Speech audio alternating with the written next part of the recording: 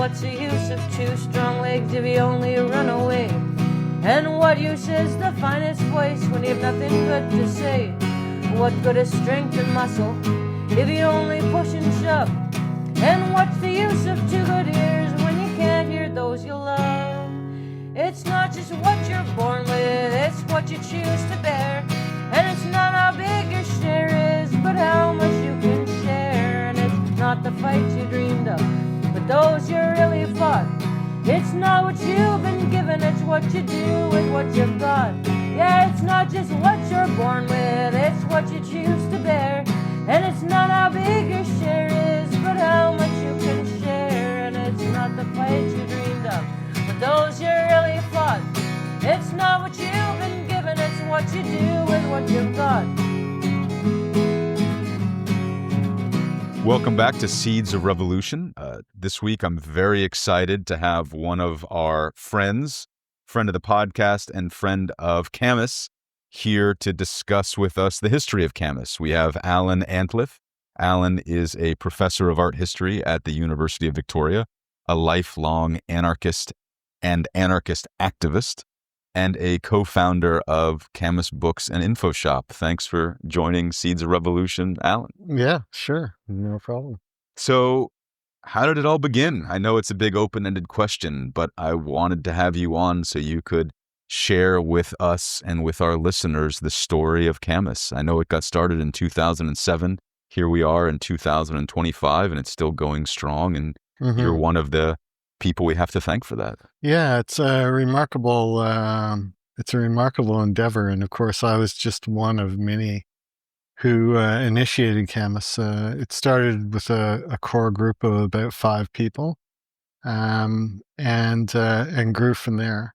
And I should say that I came to this project with past experience with anarchist bookstores, and also a consciousness of the way in which, they're called bookstores, info shops, the way in which they are centers of learning and also activism. And so being able to establish an anarchist space in your location that combines those things, learning and activism together, is invaluable.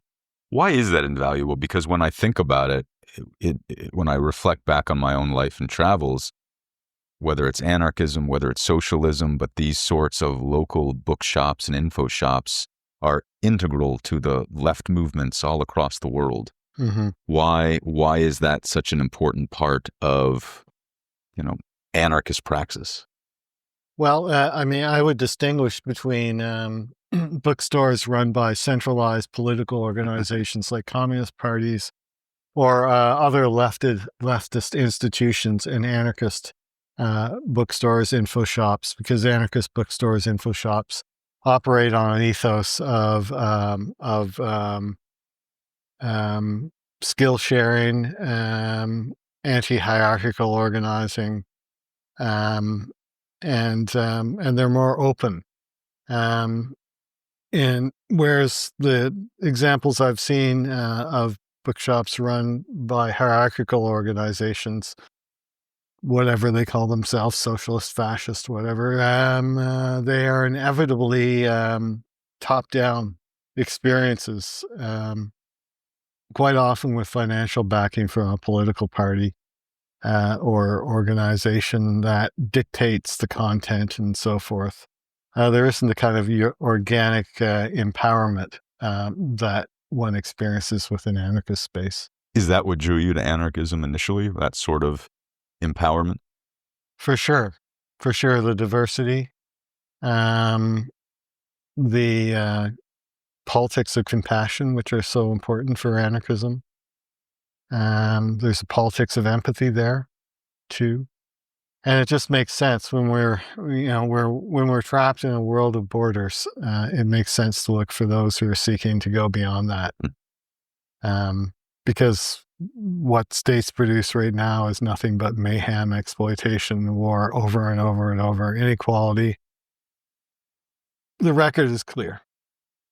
It's interesting hearing you talk about the distinction between anarchist bookstores and, communist or other hierarchical left bookstores. because before I came to Camas, almost all of my political experience organizing, it started when I was 19 with those sort of top-down hierarchical socialist organizations. And one thing that and you experience every day when you're a member of those organizations is people always citing the master. In any discussion, there's always a citation. Well, Marx said this, or Lenin said this, or Engels said this. And then I come to Camas, and I mean, there are great historical anarchist figures. There's the Bakunins and the Kropotkins. But something I've noticed over the last year plus that I've been at Camas is nobody ever cites to the masters when they're trying to be authoritative. Right. If you work at a socialist bookstore, you play your trump card by citing Marx. Mm-hmm. That doesn't happen at Camas. And I'm wondering if you can maybe just reflect on that and maybe offer some hypothesis as to why. Oh, sure. Well, there's an organization, a political party in the United States, the Revolutionary Communist Party, Marxist-Leninist. Bob Avakian. Bob Avakian. I just saw a video of him the other day. He is still going strong. He's still out there. A strange character indeed. But stranger still is the way in which he's created himself into a classic Marxist leadership figure. And so I remember going into one of their bookstores in Washington, D.C., when I was doing my PhD in the United States, incidentally, at the University of Delaware, and just taking on board how you could see the apex of power just mapped out in the way they organized the bookshelves. Like the physical embodiment. Yeah. Oh, yeah. Complete with little primers by the cash register for Bob Avakian. And another place I encountered this before the Berlin Wall fell and when the Canadian Communist Party was still going was in Canada, in Toronto. The Canadian Communist Party had they had a number of centers, but one of them was a bookstore in downtown Toronto. And you go in there and there's Marx, Engels, Lenin. Stalin was no longer profiled so much. Still in the RCP though. He's still going to the RCP bookstore. They love him. So what accounts for the difference? Is it simply because anarchism is inherently non-hierarchical and vanguard socialism is inherently hierarchical? What else? Well, there's a complex history there, certainly. But I think of anarchism as anti-hierarchical because it's a progressive working against that tendency, and with a sense of vigilance about it. But anarchism is, after all, a term for a way of organizing society, as opposed to a cult around a central figure or their theory of how society should be organized. There are many voices that make up concepts of anarchism, and indeed, anarchists in the Philippines think differently about organizing in an anarchic way under their circumstances than Indigenous anarchists in Canada, for example. So the movement welcomes diversity, and part of that diversity is the refusal to elevate individuals into forever fixed authorities on what the concept means. So there's a beautiful fluidity and openness to evolution in anarchism. Why do you think socialism did not evolve along the same lines? Because if you look at, looking at Marx's actual writing, it's very different from Lenin's writing, for example. I mean, Marx's actual writing is not nearly as infatuated with the idea of the vanguard and top-down hierarchy as Lenin and Stalin's become. Why did anarchism never reach this crisis point of cults of personality the way socialism did? Well, at its point of origin in Europe, at least as a political movement, those who were embracing the idea of anarchism were in part reacting to the campaign of Marx to organize politically in the First International. And Marx had a very clear blueprint for how socialism would come about and eventually communism under the auspices of industrialism and the growth of a new class, the proletariat, those who work in factories and so forth. But he had a definite conception of himself as a leader. And See, his theory I is guess that I was he wrong because actually I called always it serious science. I knew that, but I always You know? I was under the impression that the cult of personality and the idea of vanguardism really started with Lenin as opposed to with Marx. Well, if you go back and look at the critiques of Marx's actions and the way in which he acted during the First International, Yeah. you will see right from the start a critique of hierarchy building and vanguard building on the part of Marx and his followers, and I'll use that term fully cognizant of what it implies. Interesting. What, as you were talking about the diversity of anarchism, what is uniquely Canadian about Canadian anarchism? Wow, I'm trying to capture it. It's like capturing water. It just flows through my fingers. I can't really, I guess the uniqueness when I think about this, I'm very cautious about that term Canadian simply because it implies ownership. And I've already said anarchism escapes borders. And similarly, what is the seduction of the state, and how are we all raised within those contexts? It's adopting that very term Canadian, as opposed to American, as opposed to British, blah blah blah. These are all state identifiers, or at least that's the way in which that usage is commonly understood, just implicitly. So my response to that question is there's a entity called the Canadian state, formed out of a colonial process, which came into being and has shaped the parameters of a certain geographical area, socioeconomically, I should say, the parameters of a certain geographical area in what's known as North America. And so anarchists here within that polity are reacting to different politics and many other things as opposed to those in the United States, for example. What is unique about those reactions for the anarchists living here? What's unique in how it's expressed? What's unique in how it's lived? I would say there's much more awareness of the concept that the colonial state is premised on stealing land. Much more solidarity, I suppose, with Indigenous struggles, and endeavoring to work in collaboration with Indigenous folks in their assertions of their sovereignty and cultural integrity. And that's something that's very distinct. There's also a diversity, reflective of the diversity of the population.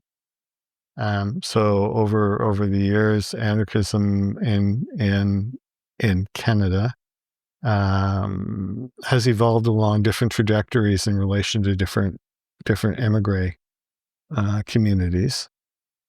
Has that focus on Indigenous issues and wrestling with Canada's Indigenous history, has that always been present in Canadian anarchism, or have there been tensions at times?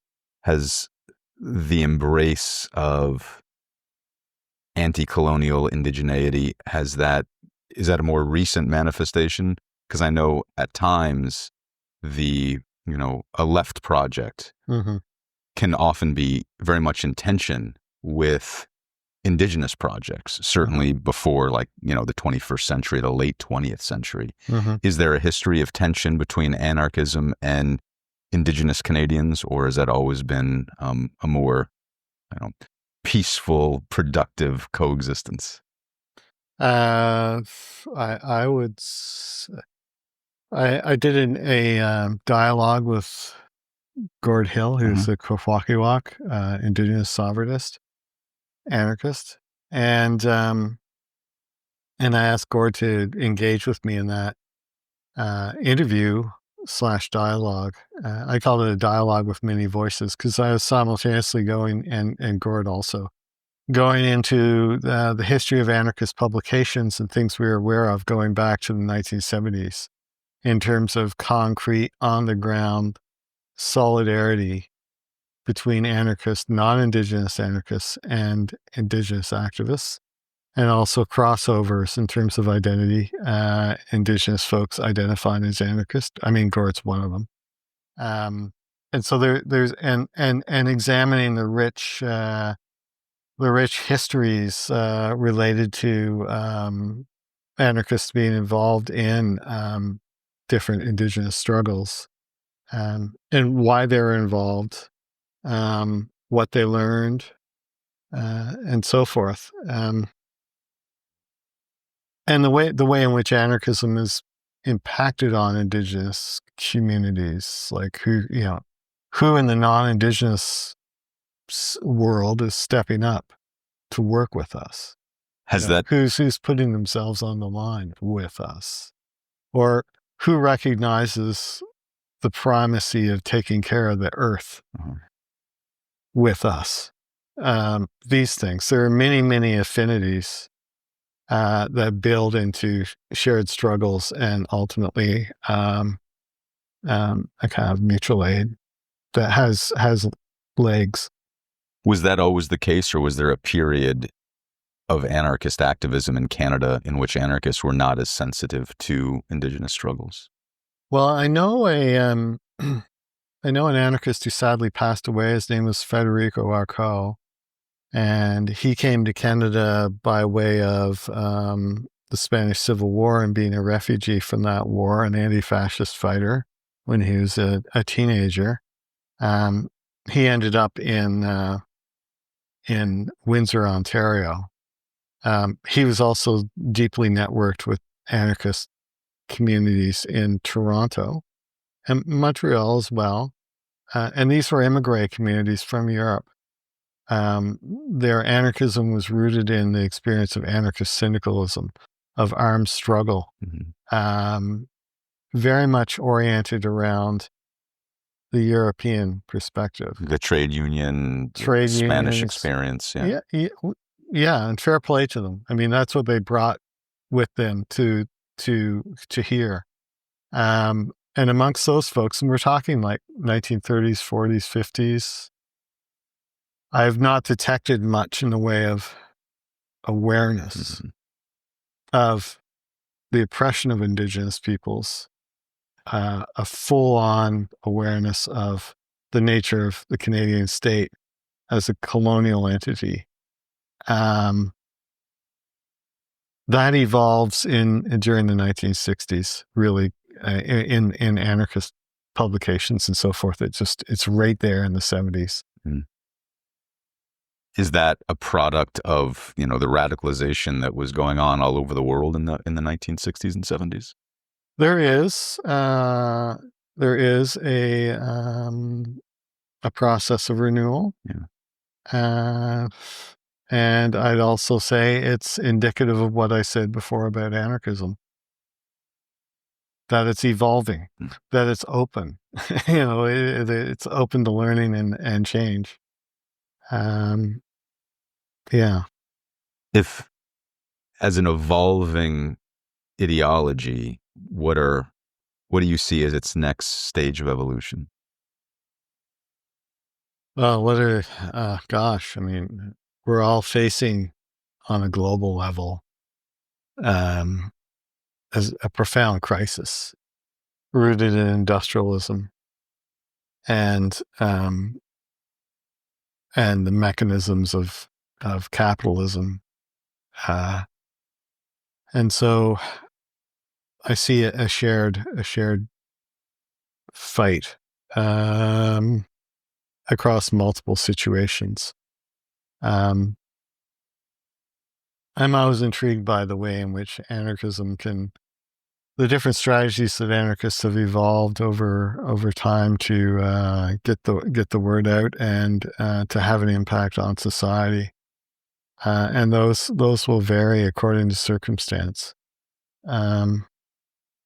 Syrian uprising in 2011, for example, created the circumstances for anarchists in Rojava to actually seize territory and hold it down and start evolving a democratic federalism structure of self-governance, which has been very, very inspiring.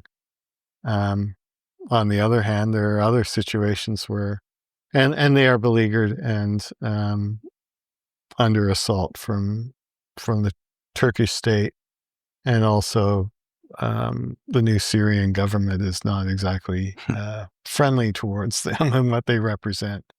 But nonetheless, they're a really important beacon, and one of the things that they talk about is the climate crisis, which they acknowledge, and the crisis of industrial exploitation of the earth, and the need to ecologically heal through a healing of society, through a reorientation of our socioeconomic way of life, to be fully responsible for the idea that we have to have a planet to hand on to our the next generations.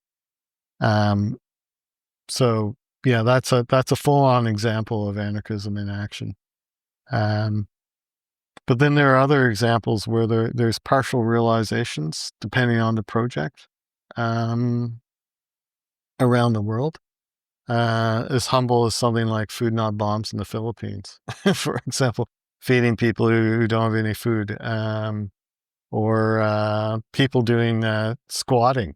You got squatting communities all over the place where anarchists have taken direct action to house themselves and house others. All these things are partial, but they're looking towards a larger vision for social change. So, as far as I'm concerned, seeding anarchism in this way realizes that the politics of anarchism in partial and more fuller manifestations. Does that answer your question? Yeah, it does. I'm curious. We've talked a lot about anarchist theory. You are an art history professor. Right. Why did you choose art history as an expression? Well, number one, is that a partial expression of your political beliefs? I assume that it is, but I might be wrong. And either way, why did you choose art history as an outlet for your interests, as opposed to, labor organizing or any other sort of manifestation of the political?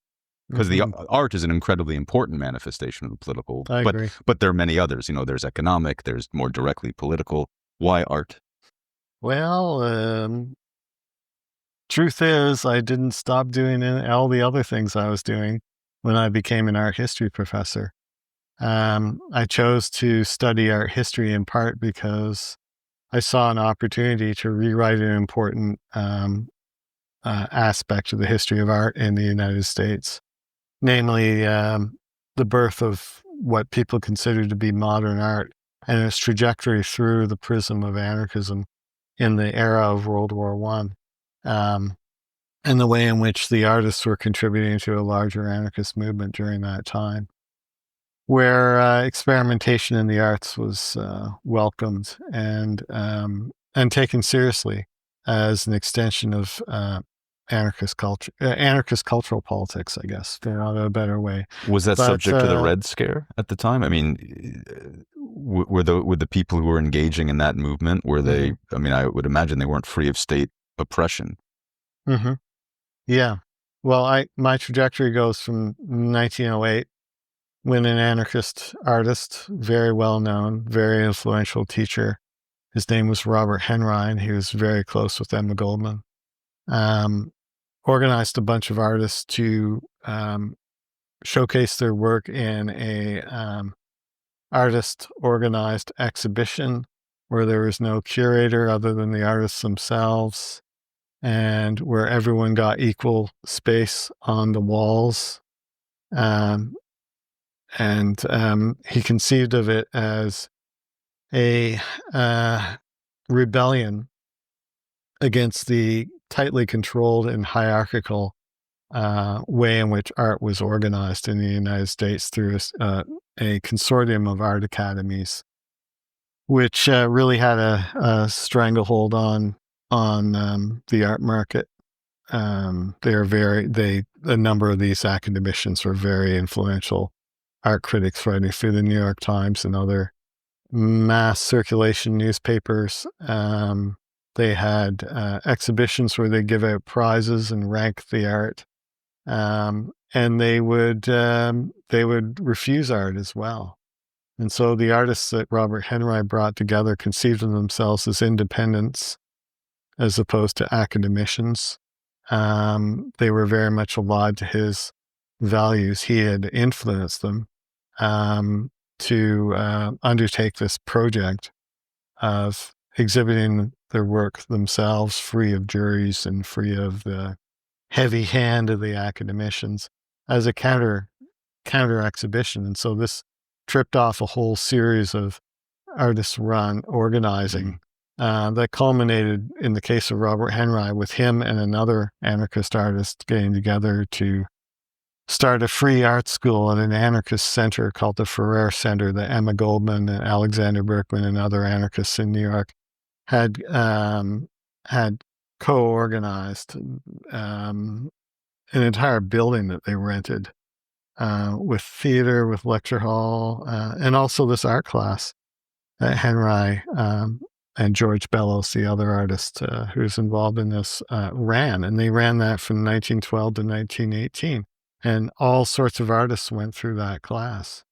There's another anarchist, a photographer, Alfred Stieglitz, who founded his own exhibition space, which was anti-academic and very much showcasing modern art. And there were some other projects that were going on, like an anarchist started a People's Art Guild where artists could join, and then they would exhibit in the poor districts of New York City in these huge roving exhibitions of their work, and sell their work directly to the working class public that came in through the doors, in order to democratize, in a sense, modern art, get out from under the system whereby the artists would have to go to these elite galleries, which would skim over 50% of the sales, just take it out of from them if they sold anything, and market their work to the upper classes. This was a way of bringing radical anarchist modernism to the masses, so to speak. What was the reaction of the state? Well, even before the United States entered World War I in April 1917, there were a whole series of anti-anarchist laws that had been put in place. From 1901 on, there were various schemes that were enacted. So there was a law passed whereby if you were an anarchist and you emigrated to the United States and were living in the United States, you could be deported. If you had American citizenship, that was more difficult. But there were also censorship laws, ostensibly revolving around the term obscenity. But what was deemed obscene could be stretched quite a ways. And so these censorship laws were brought to bear on anarchist publications. And it depended on what Comstock defined as obscene. Anthony Comstock, the guy who founded the Society for the Suppression of Vice in the United States, who had a mandate with the United States Postal Service to monitor any publications that were going through the mails for obscenity. One anarchist press based in the state of Washington was censored for publishing Walt Whitman poems because they contextualized the poetry of Walt Whitman around sexual libertarian ideas. and that was not on. So even though Walt Whitman's poetry was circulating far and wide, the censors chose to target this publication because it was anarchist, because they knew behind the celebration of Walt Whitman's poetry was a larger celebration of sexual liberation. Yeah. Anyway, the repression of the anarchist movement starts really taking off after World War I, when there's a movement in the United States called the preparedness movement, fueled by various industrialists. What the U.S. is supposed to prepare for is the war. And so they'd have patriotic parades and things like this. And in tandem with that, the police forces begin to target anarchist publications. Was this the Palmer raids? No. Oh. This is 1916, 15, 16. There's a growing censorship of anarchist publications where they're preventing their circulation through the mails and so forth. There are also lots of spying going on of the anarchist movement. This is partly fueled by the fact that the anarchists were very frisky. There's a union called the Industrial Workers of the World Union, which was very influenced by anarchism. There were a lot of anarchists in the union. They actually refused to support political parties, and they were syndicalist. So that's a way of union organizing, which is very anarchist, decentralized, not tied to what kind of work you do, but rather the location where you live. So you could have people in different factories doing different things, shoemaking to aluminum production, etc., all uniting in the same locale under the Industrial Workers of the World Union. And their strategy for bringing down capitalism was organizing enough workers to hold a general strike. Mm-hmm. And so they're very anarchist oriented and not afraid to take on the company bosses, which led to intense persecution on the part of the police. And so that's another dimension of anarchist activity that was being repressed in these years before the U.S. entered World War I. I mentioned the preparedness movement because those people were agitating for the oppression of anarchists, because simultaneously in the anarchist movement and in the anarchist press and at anarchist centers and meetings and so forth, they were arguing against the United States entering World War I. In fact, they were calling for a revolution against the various warring parties in Europe as well, international workers' solidarity. And so those who wanted the U.S. to enter the war rightly targeted the anarchists, saw them as a problem and a future threat if the United States did enter the war. So as soon as the U.S. entered World War I, all the barriers broke down. Everyone went to jail. Yeah, like the intensity of the repression was it's difficult to describe. People don't really know about it. I mean, you mentioned the Palmer raids. Mm-hmm. This is the Attorney General Palmer. Yeah, Attorney General Palmer. And that was precipitated by anarchists doing a campaign of bombings against some of these figures who had been repressing the movement. And when I talk about repression, I mean, I'm talking about people being shot, beaten up, thrown in jail for propagating anarchist ideas and sentenced to 20 years, deported,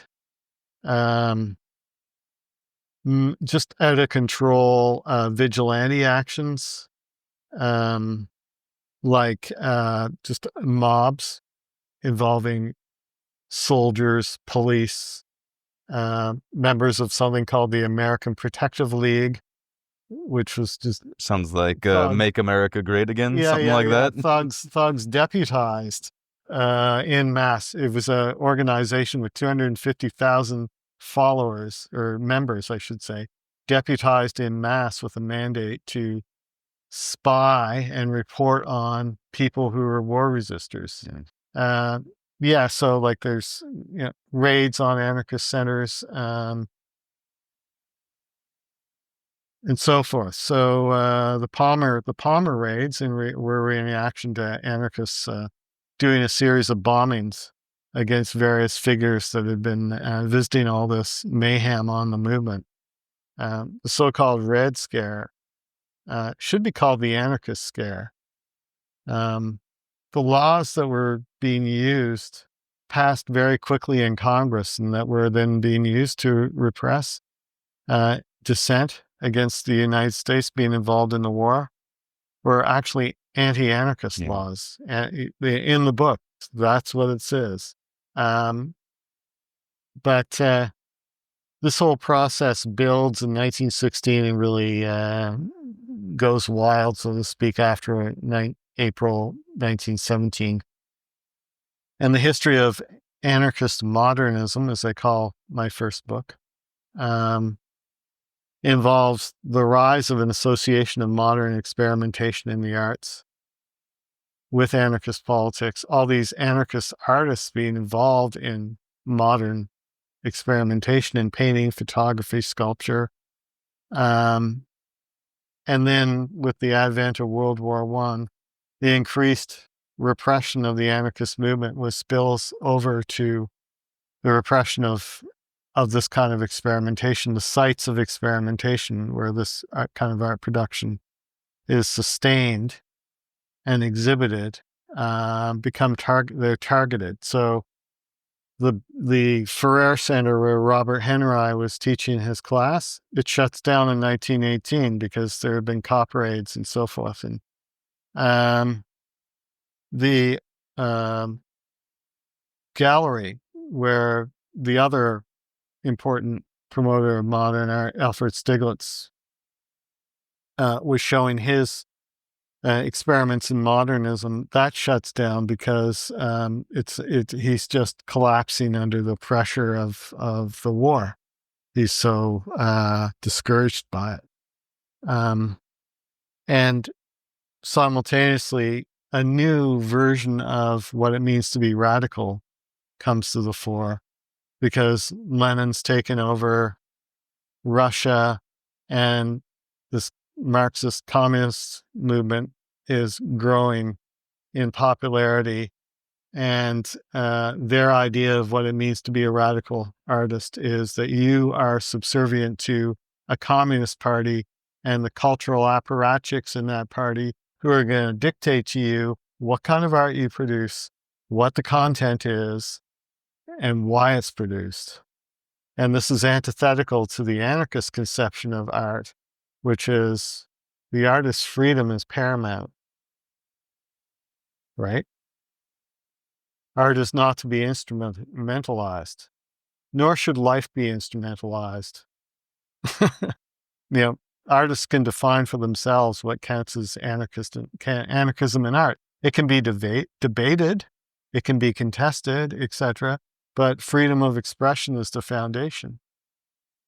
That sense of being a radical artist is displaced by this Marxist conception.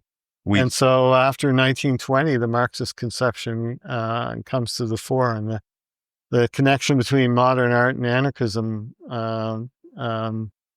fades. We were talking, I think, last week or a week ago, and I'm going to ask you the question again for the podcast, because you were just talking about socialist art. And a week or 2 weeks ago, I asked you the question: is there such a good thing? Is there such a thing as good fascist art? And I'd love for you to answer that on the podcast, but I'd also like to extend the question: is there such a thing as good socialist art? Right. Okay, well, I'm talking about circumstances in a moment in time, and I can't emphasize enough that you have to approach these issues in specific contexts. So some of the artists who went over to the American Communist Party and produced political art for the party, some of them were former anarchists. They had been anarchists. In some instances, the style of the art production doesn't change, but the freedom of expression does. The diversity of messages does. You can see how the artists are extremely talented. And in terms of form, expressive values, and so forth, all that richness and high quality is still there.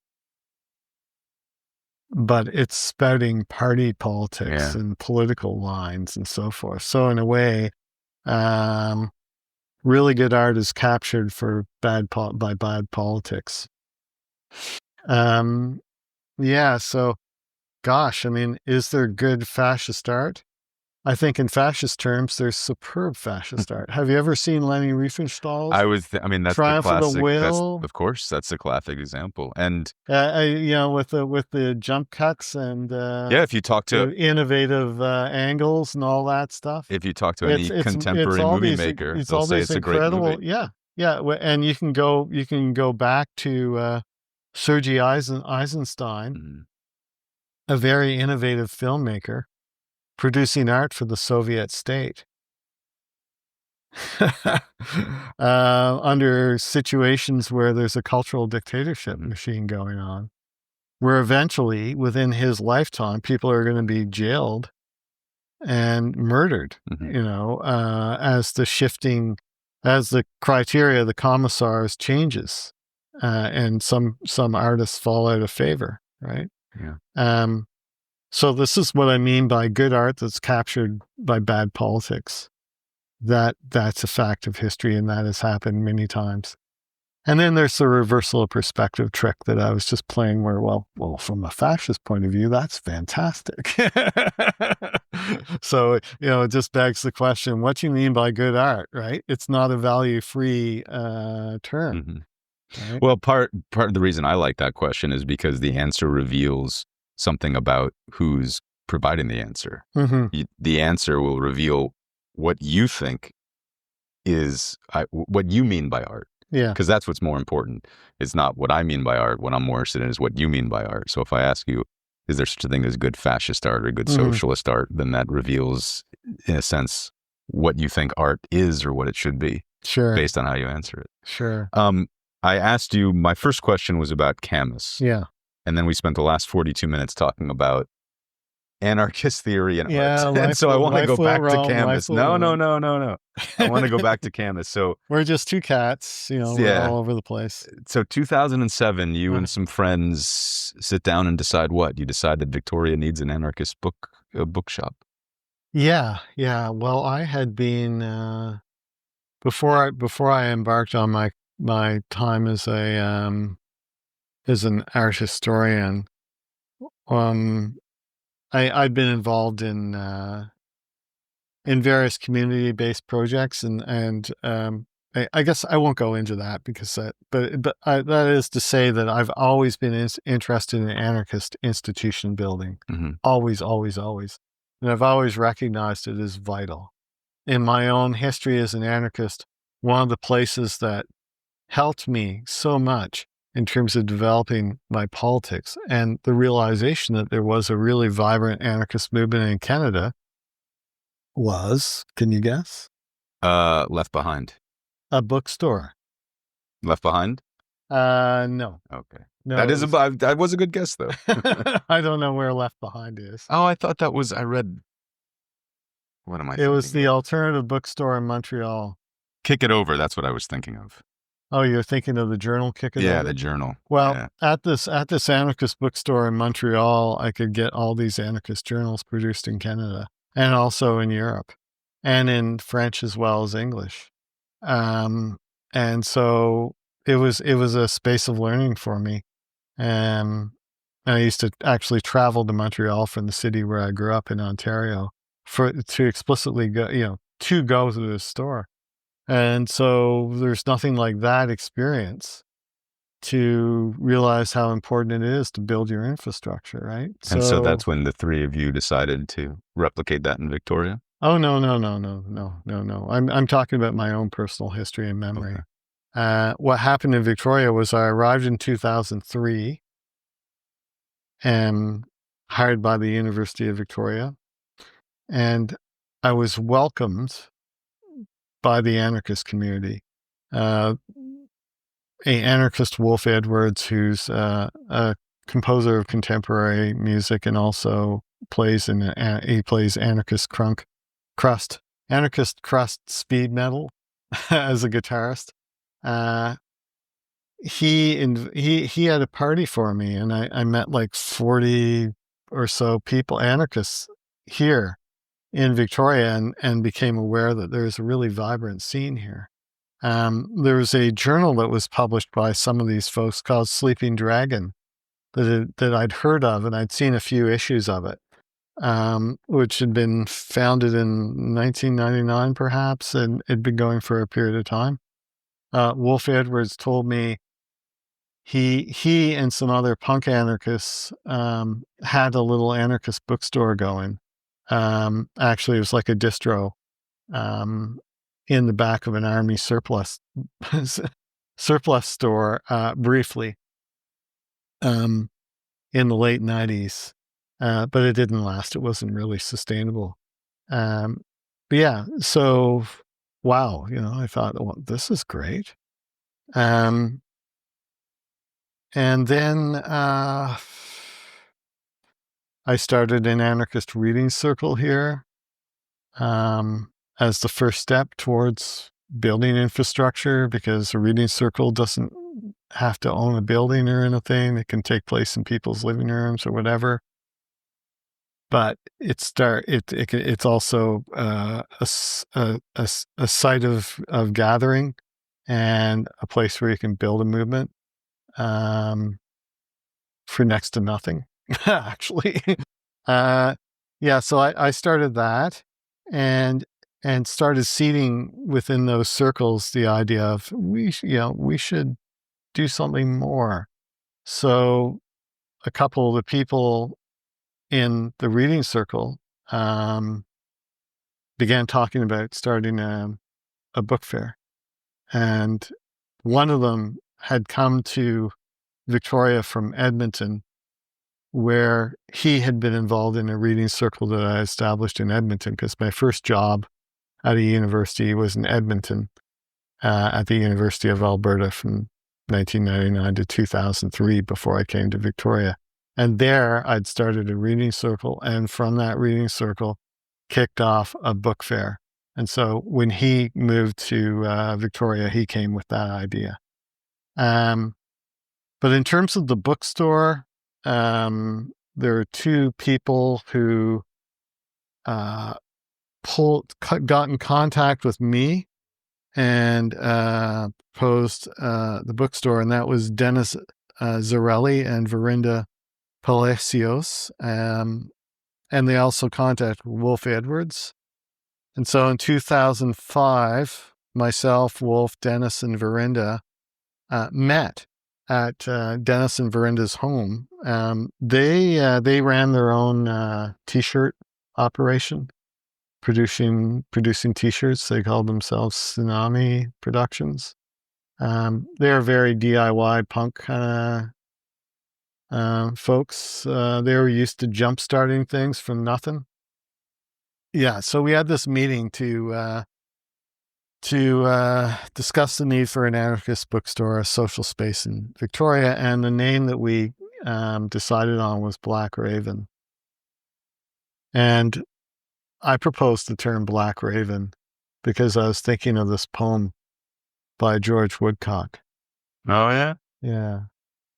For those of you listening, Allan is pointing over his shoulder to an engraving of the poem, which he has hanging in his kitchen. This is by Verinda.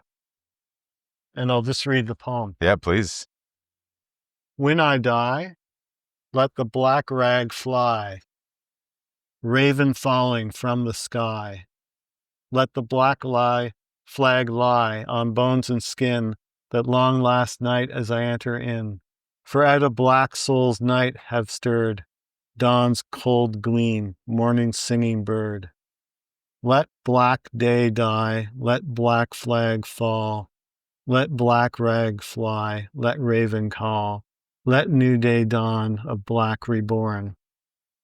How do we go from that meeting to the establishment and the name Black Raven to the establishment of Camas Books? Well, prior to establishing Camas Books, we decided to emulate Wolf Edwards's model. And it's also a model actually that I initiated in Edmonton too. There was a place called Earth's General Store in Edmonton, and I and others in the reading circle talked with the owner of that store, who is very sympathetic to anarchism, if we could set up a little stand for anarchist books and so forth, and he agreed. And a member of the reading circle actually initiated that after I left. He's the person who anchored that. But with that in mind, learning that had actually been initiated, I approached a sympathetic bookstore owner in downtown Victoria who ran a used bookstore. And this is 2007? This is 2005. His name was Robert Garfat, and the Anarchist Reading Circle was actually meeting in his space. And I approached him with the idea of setting up a bookcase to sell books and pamphlets under the name Black Raven.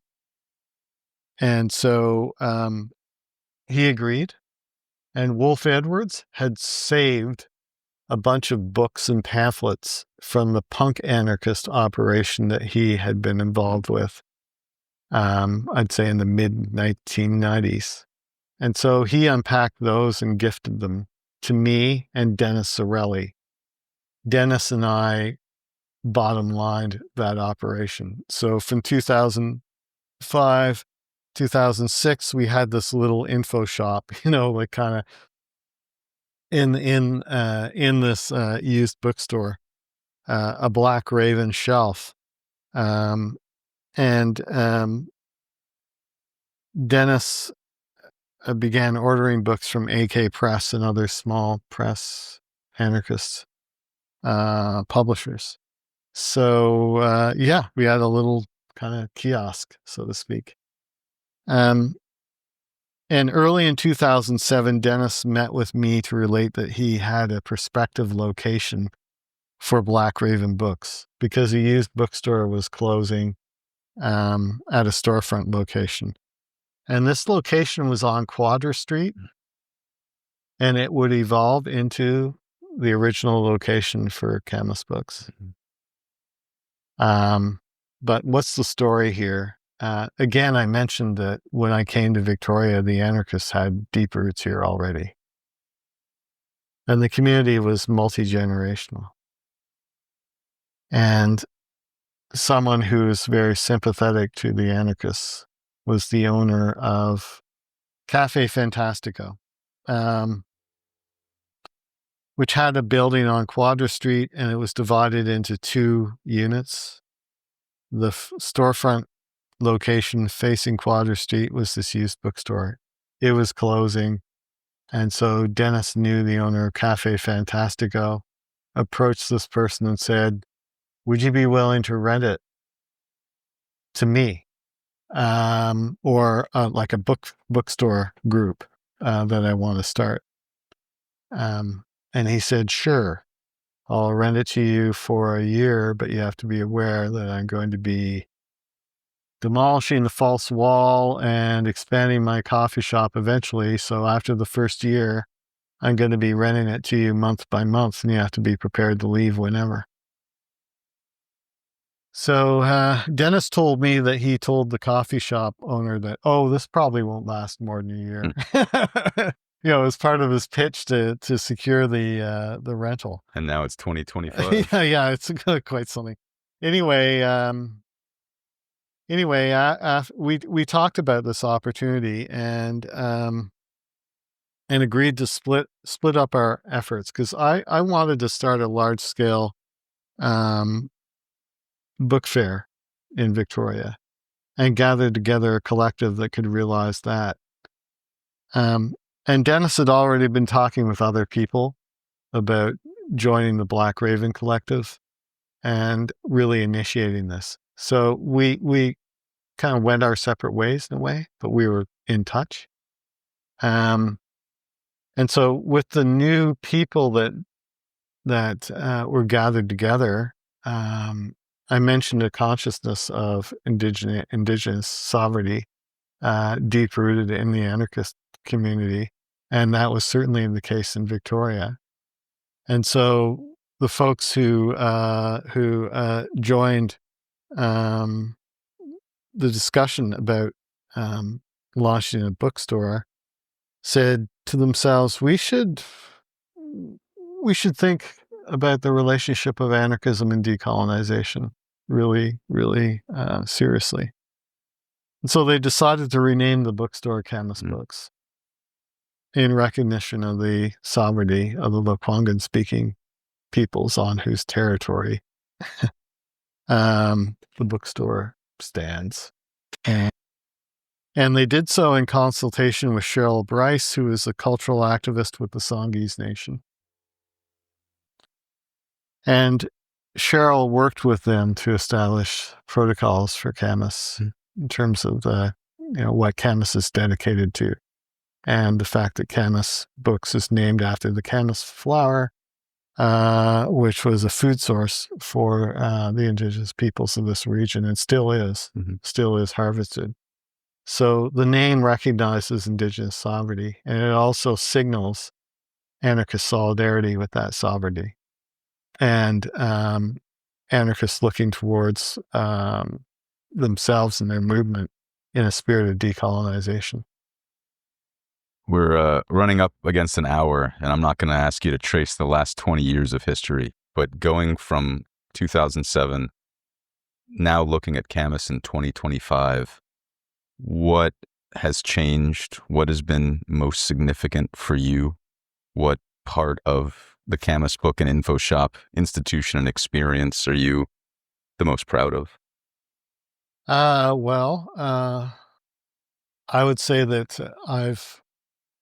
that many people have come and gone through Camas, and through the process of institution building,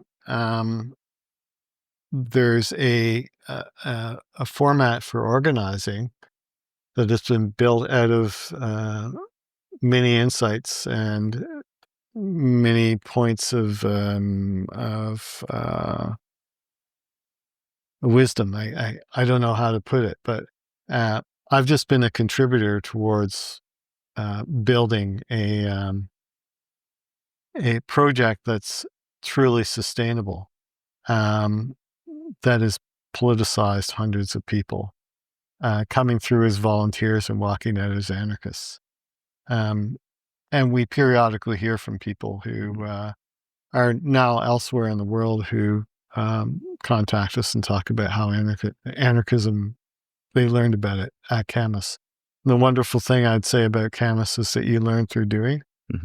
I was talking about partial realizations, and this is one of them, where we're sustaining an anarchist project in a state capitalist society. It's a focus on praxis, which I really appreciate. Yeah. But also idea generating. And one of the things I have a benefit of Camas, for me anyway, is how it throws the experiences I've had while being involved in the collective inform my learning of the past, inform the insights that I bring to bear on the histories that I write as an academic. So there's a really interesting intermingling of the two. You're living your academic theory. Yes. Yeah. I guess that's the thing I'm most proud of. That's great. Yeah. Well, Allan, thank you very much for sharing with us a little bit of the history of Camas and your own history as a artist and an academic and an activist and an anarchist. I really appreciate it. Yeah, I get a sense that there's more things to talk about. Am I wrong? Oh, there's plenty more. We try to keep them under an hour, otherwise people stop listening. But we can do a part 2. Yeah. Perhaps that would be a good idea. Yeah, absolutely. Okay. All right, Allan Antliff, thank you very much. If Jesus Christ came back today like you threatened he will, which poor group of people do you think that he would kill? And who would Jesus choose to starve if you gave him the chance? And if there was a genocide, would he take a neutral stance? Who would Jesus bomb? Tell me, who would Jesus bomb?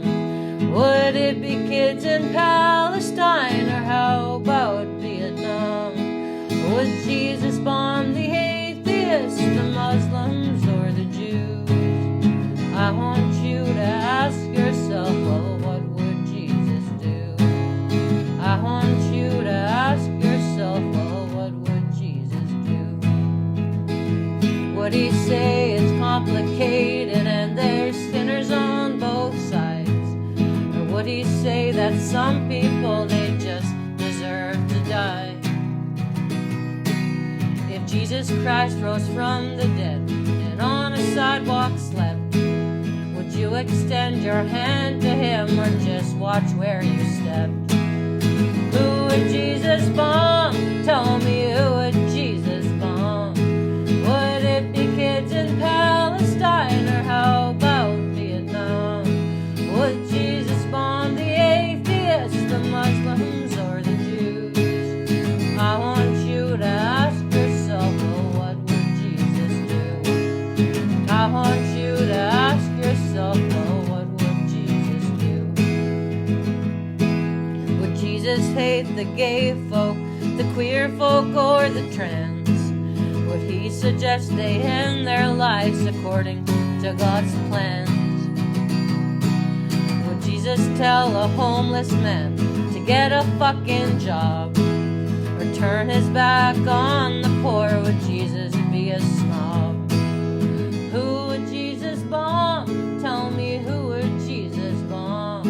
Would it be kids in Palestine, or how about Vietnam? Would Jesus bomb the atheists, the Muslims, or the Jews? I want you to ask yourself, well, what would Jesus do? I want you to ask yourself, well, what would Jesus do? Would Jesus build a border wall? Would Jesus drive a tank? Would Jesus be a landlord? Would Jesus run a bank? Would Jesus Christ feel safe in his skin if he came to your town? And would you still believe in him if you found out he was brown? Who would Jesus bomb? Tell me, who would Jesus bomb? Would it be kids in Palestine, or how about Vietnam? Would Jesus bomb the atheists, the Muslims, or the Jews? I want you to ask yourself, well, what would Jesus do? I want you to ask yourself, well, what would Jesus do?